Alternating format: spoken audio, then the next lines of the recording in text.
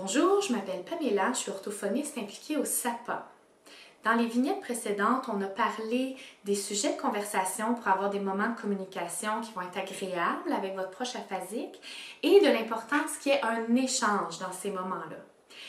Maintenant, l'idée, c'est de trouver un moment dans l'horaire pour que ces conversations-là aient lieu. L'aphasie, ça fait en sorte que la communication est plus nécessairement spontanée, fluide, sans qu'on ait même à y penser, comme lorsqu'on n'a pas de problème de communication.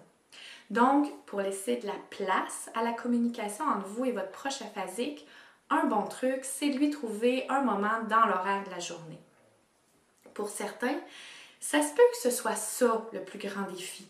Parce que, comme proche, vous avez plusieurs responsabilités, déjà envers votre proche aphasique, mais vous avez peut-être des enfants à charge, vous occupez peut-être un emploi, vous avez peut-être d'autres responsabilités envers d'autres proches, et bon, vous aimeriez peut-être ça, des fois, penser un peu à vous aussi.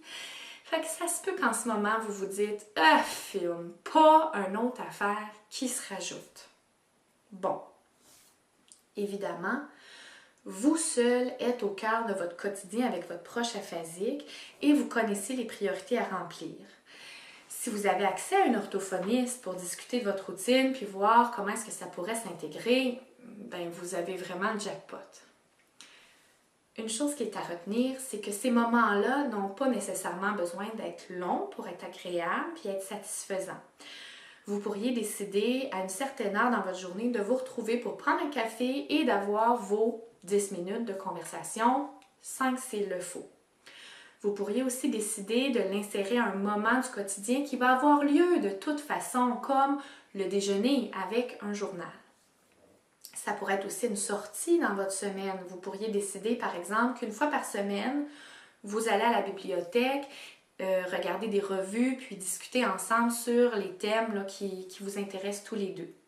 Ça pourrait être aussi d'aller dans un restaurant, prendre un café, puis discuter d'un journal ou des activités de votre semaine.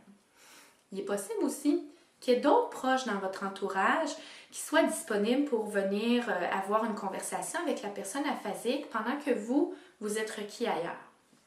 Donc, à plusieurs, ça fait que la personne aphasique a plusieurs partenaires de conversation avec qui il y a des moments de communication qui vont être significatifs, qui vont être agréables et qui vont arriver de façon régulière dans son quotidien. En fait, même ça, c'est l'idéal si c'est possible, même si oui, ça demande une certaine organisation au début, surtout pour bâtir l'horaire de ces différents partenaires de conversation-là. Parfois, il y a des personnes qui ne sont pas proches physiquement, mais avec qui un appel sur FaceTime ou sur Skype pourrait être possible. Souvent, c'est les enfants ou même les petits-enfants qui sont les plus à l'aise avec ces médias-là. Aussi, il faut penser que toutes les responsabilités qu'on a envers notre proche aphasique font que des fois, on n'a plus toujours l'impression d'être le conjoint, la conjointe, le fils ou la fille de la personne aphasique, mais qu'on a plutôt l'impression d'être d'abord et avant tout l'infirmier, le cuisinier, le physiothérapeute, etc. C'est souvent un sentiment qui est partagé par plusieurs proches. Il est possible que d'intégrer de façon régulière dans votre quotidien des moments de communication qui vont être significatifs puis agréables avec votre proche, mais que ça vous permette de réintégrer votre rôle premier auprès de la personne aphasique, que vous ayez plus l'impression d'être le conjoint, le fils, la fille, l'ami, le frère, la sœur.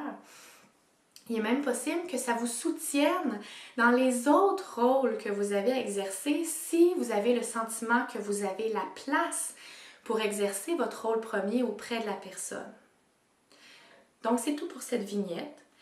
Si vous avez des questions concernant la façon de communiquer avec votre proche aphasique, vous pouvez nous les envoyer à l'adresse qui va apparaître à l'écran sapa@aphasie.ca. On va essayer d'y donner des pistes de solutions dans les prochaines vignettes et ça pourra aider d'autres proches de personnes aphasiques. Alors, je m'appelle Pamela, je suis orthophoniste au service aux proches d'une personne aphasique. C'est un projet financé par l'organisme Appui Montréal et mené par l'Association québécoise des personnes aphasiques en collaboration avec Claire Croteau, chercheur en aphasie à l'Université de Montréal, et au Centre de recherche interdisciplinaire en réadaptation du Montréal métropolitain.